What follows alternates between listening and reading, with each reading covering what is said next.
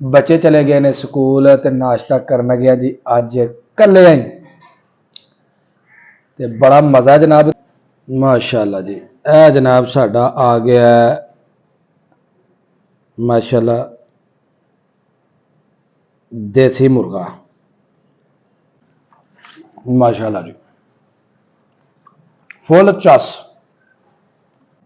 माशाल्लाह हादी नूं इस साल दा जी इन्ना मज़ा आया सी मुर्गी नूं इन्ना पसंद नहीं वो करदा लेकिन वो देसी मुर्गी वेख के उन्होंने इन्ना मज़ा आया ਸੀ ਤੇ मामा अपने ਨੂੰ ਕਹਿੰਦਾ ਸੀ ਕਿ ਮਾਮਾ ਜੀ ਮੈਨੂੰ ਹੋਰ ਸਾਲਨ ਜਿਹੜਾ ਨਾ ਉਹ ਦਵੋ।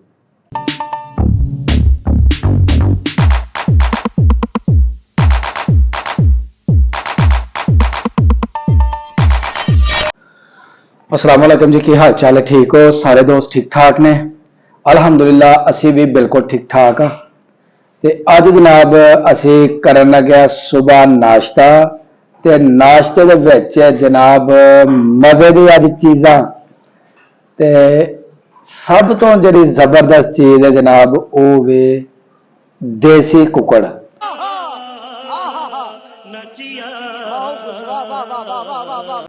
अज जनाब देसी मुर्गे का लवांगे नाश्ता ते नाश्ते दे विच नाल ने देसी घी दे पराठे ते उस बाद जनाब साडे कोल ताज़ी लस्सी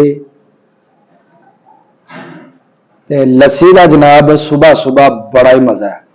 अच्छा ते नाश्ता होण दिया किचन की तरफ तैयार ते जो है जनाब नाश्ता तैयार हो के आंदा ते असी करने नाश्ता।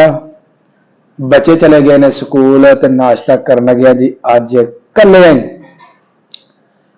ते बड़ा मज़ा जनाब देसी कुकड़ दा जिथों मिले खा लेना चाहिए वे।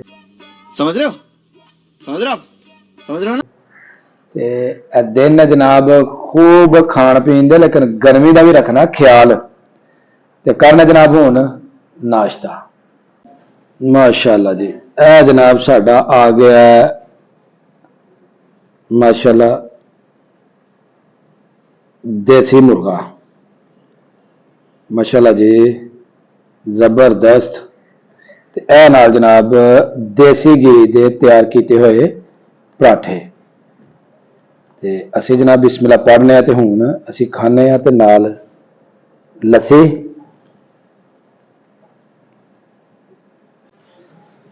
बिस्मिल्लाहिर्रहमानिर्रहीम लाओ जनाब इनू जरा तोड़ना थोड़ा सारा जरा ना मेहनत ना पैंदा है। माशाल्लाह जी बेगम मज़ा आ गया भाई जबरदस्त प्योर है ते मज़े वाला जनाब मिला ही जनाब तोहफा। वाह क्या एक्टिंग कर रहा है वाह क्या एक्टिंग कर। एक साडे प्यार करने वाले दोस्त ने ना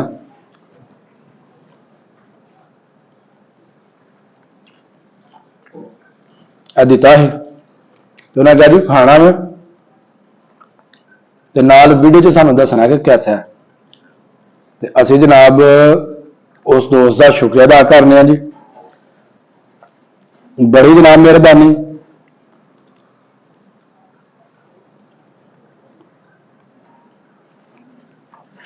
माशाल्लाह जी फुल चस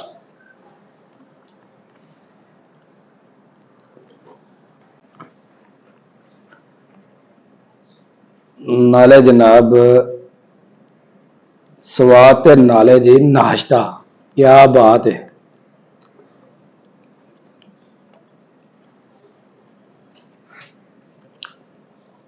अल्लाह पाक जी सारे नूं इहो जिहियां नेमतां अता फरमाए।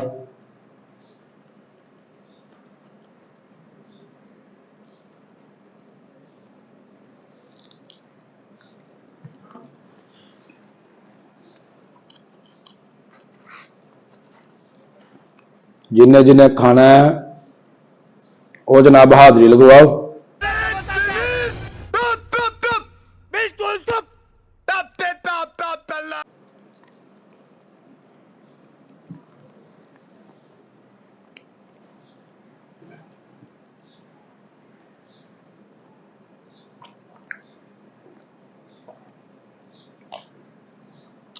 एक बारी तो ठंड पै गई लस्सी पी के।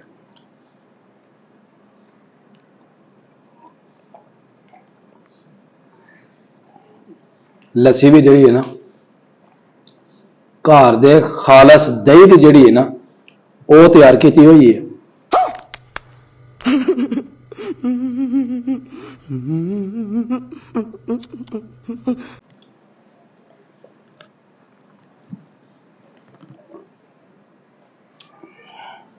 जनाब असी फिर लस्सी जी है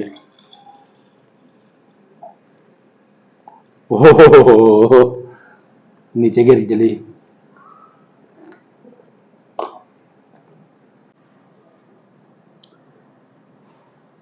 माशाअल्लाह हादी नूं इस साल का जी इन्ना मज़ा आया सी। मुर्गी नूं इन्ना पसंद नहीं करता, लेकिन वो देसी मुर्गी वेख के उन्होंने इन्ना मज़ा आया ते मामा अपने कहता है कि मामा जी मैनू होर सालन जिहड़ा ना वो दवो, नहीं तो हादी ज़्यादा सालन नहीं खाता कोई भी।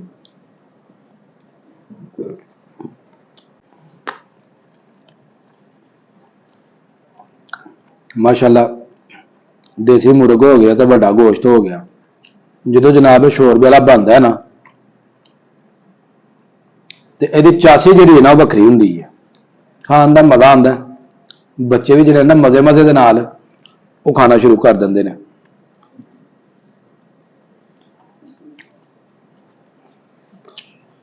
वैसे तो बच्चे जोड़े ने हर घर दे उन्होंने कोई भी सब्जी पके ना कोई नहीं पसंद नहीं आती, जो मर्जी पका लो वो जनाब बच्चे करते हैं नखरे, क्योंकि बाहर की चीज़ों के बच्चे हो जाते हैं आदि, वो घर की चीज़ों का उन्होंने स्वाद नहीं आता।